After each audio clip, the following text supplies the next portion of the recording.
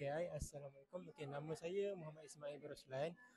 Saya dah berada dekat Forever ni selama 6 tahun.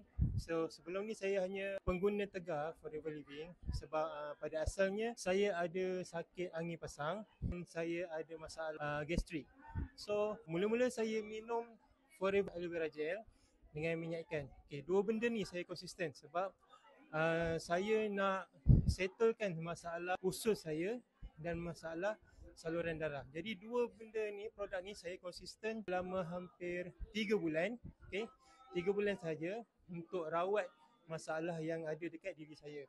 Jadi selepas saja saya konsisten dan selama 6 tahun tu saya ambil langkah untuk join business. Saya buat business.